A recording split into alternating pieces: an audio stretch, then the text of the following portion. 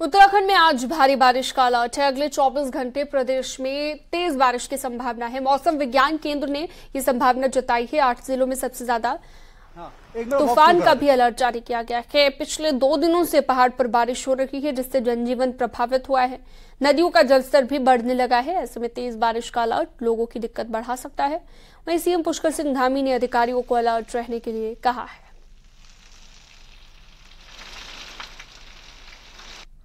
सभी प्रशासन के लोगों को, सभी आपदा प्रबंधन के लोगों को और सभी जो हमारी एजेंसियां हैं जो आपदा प्रबंधन के क्षेत्र में काम करती है, एसडीआरएफ है, एनडीआरएफ है, आईटीबीपी के लोग हैं और अन्य विभागों के लोग हैं, सभी एक दूसरे के साथ कोऑर्डिनेशन करेंगे और सभी अलर्ट मोड में रहेंगे, क्योंकि बरसात के समय में हमारे यहाँ पर आपदा की कभी भी स्थिति पैदा हो सकती है।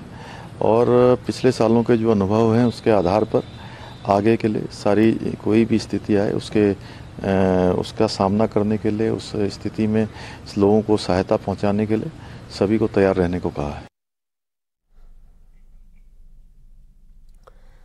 चाइना बॉर्डर को जोड़ने वाली लिपुलेख रोड तवाघाट के पास विशालकाय बोल्डर्स गिरने से फिर से बंद हो गई है। रोड बंद होने से सैकड़ों यात्री फंस गए हैं। बीआरओ रोड खोलने में जुटा हुआ है, लेकिन बड़े बड़े बोल्डर गिरने की वजह से यहां पर रास्ते के खुलने के आसार कम ही नजर आ रहे हैं। इस बार लिपुलेख बॉर्डर को जोड़ने वाली रोड में एक नहीं बल्कि दर्जनों बार पहाड़ियां दरक चुकी हैं, जिसकी वजह से स्थानीय लोगों के साथ ही आदि कैलाश यात्रियों को भी दिक्कत हो रही है।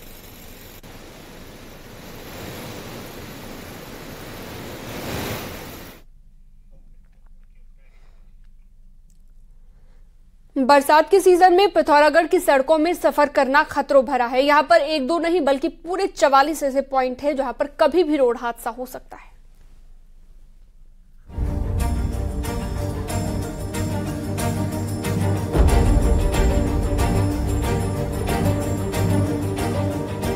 होकरा हादसे में 10 लोगों की मौत में सबसे बड़ी वजह खराब रोड मानी जा रही है। लेकिन पिथौरागढ़ में खराब रोड सिर्फ होकरा की ही नहीं, इसके अलावा भी दर्जनों ऐसी सड़कें हैं जहां कभी भी बड़ा हादसा हो सकता है। आपदा प्रबंधन विभाग ने बीआरओ, पीडब्ल्यूडी, पीएमजीएसवाई की सड़कों में 44 डेंजर जोनों की पहचान की है। साथ ही 59 ऐसे क्षेत्रों को भी मार्क किया है जहां कभी भी बड़ा लैंडस्लाइड हो सकता है। जो सड़कें हैं इसमें 44 स्थान ऐसे हैं जो भूस्खलन से प्रभावित या संभावित क्षेत्र हैं। इसके अलावा 59 ऐसी जगह हैं जो एक्सीडेंट प्रोन एरियाज हैं, जिनके चिन्हांकन इस बीच किया गया है। कुछ इसके अलावा अंडर कंस्ट्रक्शन सड़कें हैं जिनमें भी चिन्हीकरण का कार्य किया जा रहा है। आपदा प्रबंधन विभाग ने बॉर्डर की लाइफलाइन NH9 में 3 डेंजर जोन चिन्हित किए हैं, जबकि चीन और नेपाल को जोड़ने वाली लिपुलेख रोड में इनकी संख्या 10 है।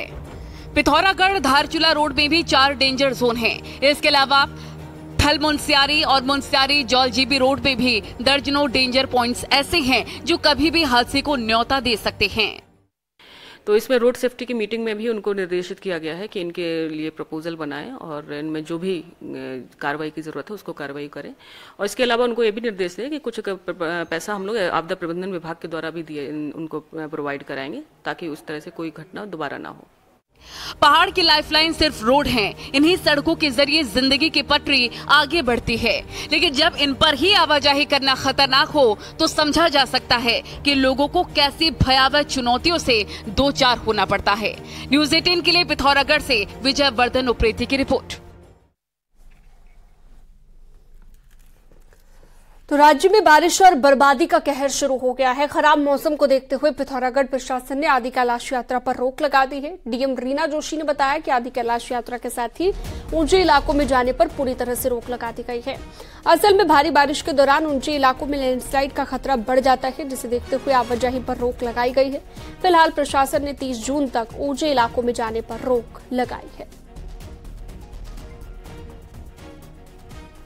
विभाग का ऑरेंज अलर्ट आया है, उसको देखते हुए हम लोगों ने आदि कैलाश यात्रा के लिए जो ILP इशू होते हैं, इनर लाइन परमिट, तो उस पर रोक लगाई है।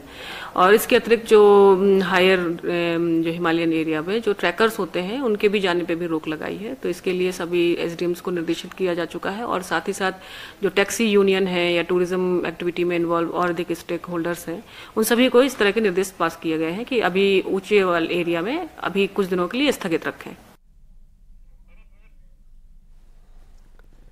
मौसम के अलर्ट को देखते हुए स्टेट डिजास्टर रिस्पांस फोर्स यानी कि SDRF को भी प्रदेश के यात्रा रूटों पर अलर्ट मोड पर रखा गया है। श्रीनगर से लेकर बद्रीनाथ धाम तक SDRF की अतिरिक्त टीमें बढ़ा दी गई हैं। हेमकुंड साहिब, बद्रीनाथ धाम और घांगरिया में 2-2 टीमें भेज दी गई हैं ताकि यात्रियों को यात्रा के दौरान किसी भी परेशानी का सामना न करना पड़े। वहीं जोशीमठ में संयुक्त कंट्रोल रूम में भी SDRF के जवानों को बढ़ा दिया गया है।